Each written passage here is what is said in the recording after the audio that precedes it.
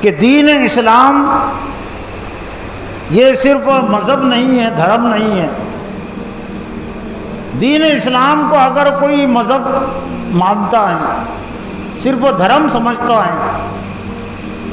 تو یہ دور مدنی کے معرکے اور دور مدنی کے واقعات تو اس کی سمجھ سے باہر ہے، وہ نہیں سمجھ سکتا۔ اور ایسا لگتا ہے کہ امت مسلمہ نے بہت ساری قوموں کو غلط فہمی کا موقع خود دیا ہے۔ اسلام کو مذہب کی حیثیت سے قبول کرنے میں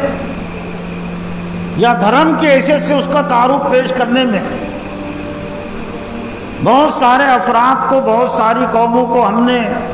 غلط فہمی میں مبتلا ہونے کا موقع دیا ہے۔ اس لیے کہ دھرم کا تعلق کچھ مخصوص عقائد سے ہوتا ہے، کچھ مخصوص رسومات سے ہوتا ہے، اس کے لیے جنگ کی ضرورت نہیں پڑتی، اس کے لیے بہت زیادہ سیاست کی ضرورت بھی نہیں پڑتی۔ لیکن جب پھر ہم یا کچھ افراد، سب نہیں، کچھ افراد پھر حضرت صلی اللہ علیہ وسلم کی سیرت کے حوالے سے، قرآن کے حوالے سے جنگ کا تصور بھی پیش کرتے ہیں، سیاست کا تصور بھی پیش کرتے ہیں، غلبے کا تصور بھی پیش کرتے ہیں، زندگی کے تمام معاملات میں اسلام کی رہنمائی کو اختیار کرنے کی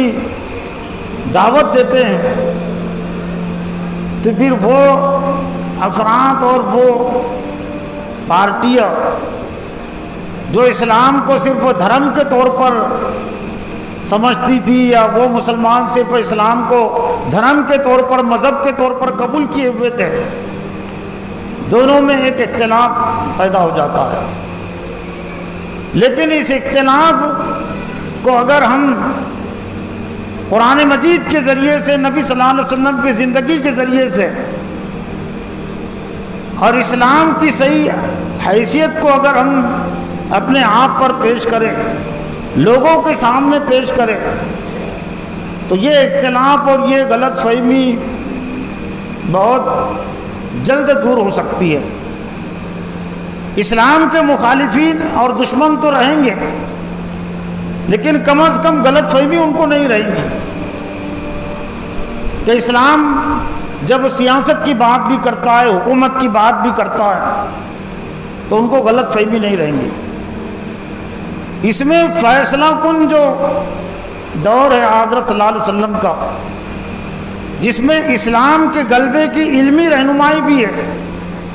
اور عملی رہنمائی بھی ہے۔ حضرت صلی اللہ علیہ وسلم کا دور مدنی، مدینہ میں آپ گئے تو یقیناً یہ بات صحیح ہے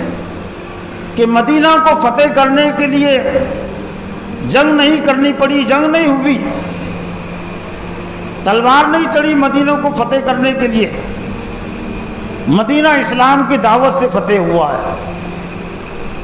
قرآن نے اس کو فتح کیا ہے۔ ہجرت سے پہلے کچھ وفود حضرت صلی اللہ علیہ وسلم کے پاس آ چکے تھے،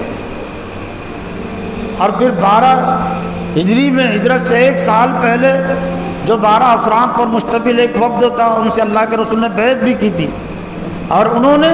درخواست کی تھی کہ مدینہ میں اسلام کی تبلیغ اور دعوت کے لیے حالات سازگار ہو چکے، اور یہ اللہ تعالیٰ کی سنت بھی ہے کہ ایک جگہ پر اسلام کے لیے اگر تنگی پیدا ہوئی ہے، امت مسلمہ کے لیے تنگی پیدا ہوئی ہے، تو اللہ تعالیٰ پھر ان مع العسر یسرا کے تحت ہر تنگی کے ساتھ آسانی، ہر تنگی کے ساتھ آسانی ہے، وہ چیز بھی عطا کرتا ہے۔ تو حضرت مصعب بن عمیر کو نبی صلی اللہ علیہ وسلم نے ان کے ساتھ روانہ کیا تھا، جو قرآن کے معلم تھے، اور انہوں نے جا کر پھر اسلام کی دعوت دی، اور مدینہ کی جو بڑی آبادی تھی، قبیلہ اوس اور قبیلہ خزرج پر مشتمل،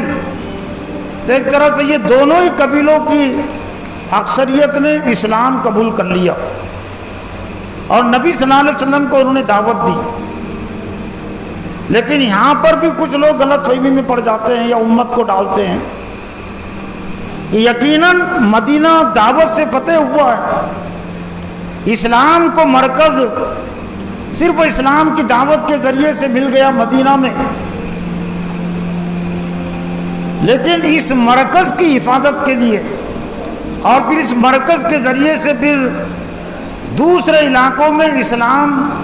جو غالب کرنے کی کوشش ہوئی ہے، اس میں دعوت کے ساتھ ساتھ اس میں پھر جنگ بھی تھی، اس میں لڑائی بھی تھی، اور یہ کوئی تعجب کی چیز بھی نہیں ہے۔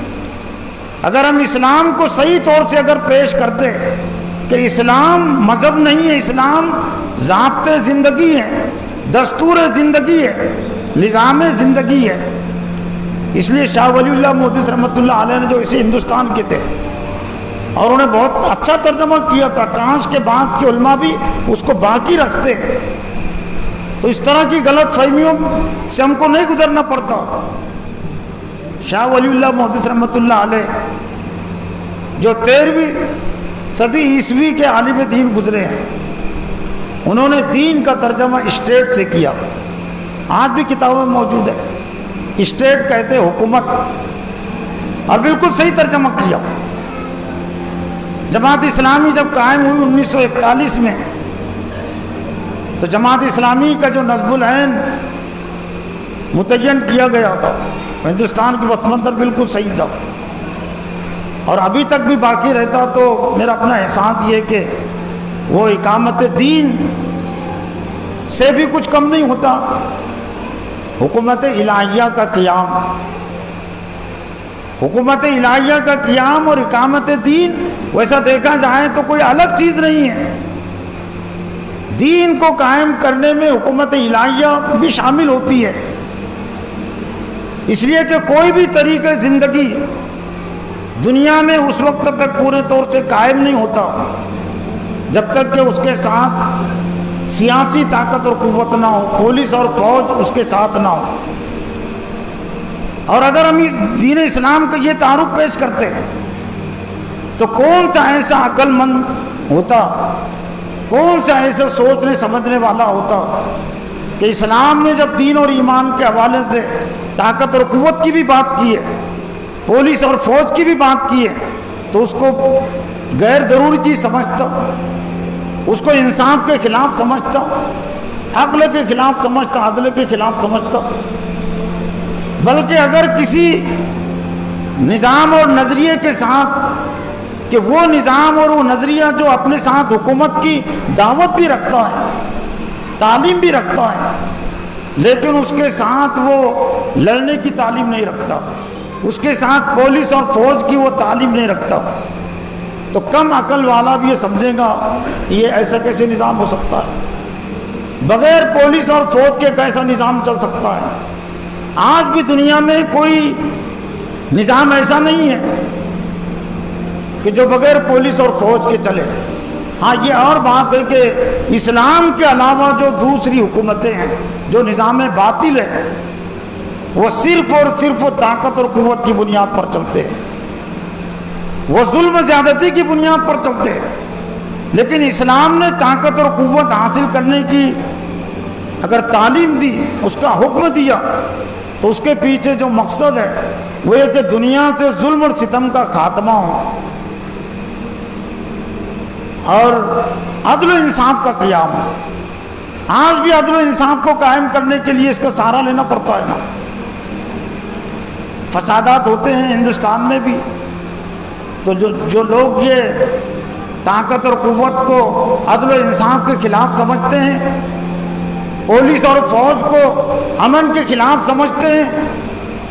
تو پھر جہاں پر فساد ہوتے ہیں تو پھر وہاں پر وکلا حضرات کو کیوں نہیں بھیجا جاتا؟ اپنے ہاتھوں میں وہ ہندوستان کے دستور کی کتابیں لے کر ججوں کو کیوں نہیں بھیجا جاتا؟ کالج میں لا پڑھنے والوں کو کیوں نہیں بھیجا جاتا کہ ہندوستان کے دستور میں یہ امن و امان کی باتیں ہیں اور تم ان باتوں پر عمل کیوں نہیں کر رہے؟ لیکن میں بھی جانتا ہوں، آپ بھی جانتے ہیں کہ جہاں کہیں فساد ہوتا ہے تو پولیسوں کو بھیجا جاتا ہے، SRP کو بھیجا جاتا ہے، اور ان کے ہاتھ میں دستور ہم نہیں دیا جاتا ان کے ہاتھ میں قانون کی کوئی کتاب نہیں ہوتی، ان کے ہاتھوں میں لاٹھیاں ہوتی ہے، ان کے ہاتھوں میں بندوقیں ہوتی ہے. لیکن یہ بندوقیں اور لاٹھیاں کائے کے لیے ہوتی ہے؟ امن قائم کرنے کے لیے ہوتی ہے نا. یہ اور بات ہے کہ کچھ لوگ اس کا غلط استعمال کرتے ہیں، لاٹھی کا غلط استعمال کرتے، بندوق کا غلط استعمال کرتے. اسلام نے اپنے ماننے والوں کے ہاتھ میں اگر لاٹھیاں دی ہے، اور اللہ کے رسول نے دی دور مدنی میں، تیر بھی دیے، تلواریں بھی دی، اور اس دور کے جو مروجہ ہتھیار تھے، جو مؤثر ہتھیار تھے، جو مفید ہتھیار تھے، تو آپ نے ان کو حاصل کرنے کی کوشش بھی کی. اور پھر جن کے ہاتھوں میں پہلے سے قرآن مجید موجود تھا، جن کے ذہن اور دماغوں میں پہلے سے قرآن مجید موجود تھا، ان کے ہاتھوں میں اللہ کے رسول نے تلواریں بھی دی. یہ اسلام کی ترتیب. اگر پہلے سے ذہن اور دماغ میں قرآن مجید ہے، ہاتھ میں اگر قرآن مجید ہے، مطلب یہ کہ ہاتھ قرآن مجید کے تابع اور پابند ہے، تو یہ ہاتھ تلوار اور تیر کا غلط استعمال نہیں کر سکتے. اور اگر ہاتھوں میں قرآن مجید نہیں ہے، ہاتھوں میں نظام عدل کی تعلیم نہیں ہے، تو ہاتھوں میں اگر تیر اور تلوار اگر دیے جائے تو اس سے امن قائم نہیں ہوگا، اس سے ظلم اور ستم قائم ہوگا. چنانچہ دور مدنی میں جب اللہ کے صلی اللہ علیہ وسلم کو کیا اسلام کو ایک مرکز حاصل ہو گیا، تو دعوت کی بنیاد پر تو کئی مرکز حاصل ہو سکتا ہے، لیکن اس کو باقی رکھنے کے لیے پھر سیاسی طاقت اور قوت اور لڑنے کی طاقت اور قوت کی بھی ضرورت پڑی. اور ایسا نہیں کہ بہت دیر کے بعد پڑی، اسی وقت سے پڑ گئی. اور یہ بات پہلے سے ذہن اور دماغوں میں موجود تھی، تازہ تھی. انصار صحابہ اکرام کے جب انہوں نے بیعت کی تھی مکہ کی گھاٹی میں، تو ان کو متنبہ کیا گیا تھا کہ سوچ سمجھ کر بلاؤ، عرب کی تلواریں تم پر ٹوٹ پڑیں گی، تمہارے بچے یتیم ہو جائیں گے، تمہاری عورتیں بیوہ ہو جائیں گی. تو اس کے لیے پہلے سے تیار تھے، اس لیے کہ جس دین کو انہوں نے قبول کیا تھا وہ اس کا تقاضا کرتا ہے اپنی زندگی میں باقی رکھنے کے لیے، معاشرے میں باقی رکھنے کے لیے، صرف غالب کرنے کے لیے نہیں، اپنی زندگیوں میں باقی رکھنے کے لیے، معاشرے میں باقی رکھنے کے لیے بھی طاقت اور قوت کی ضرورت پڑتی ہے.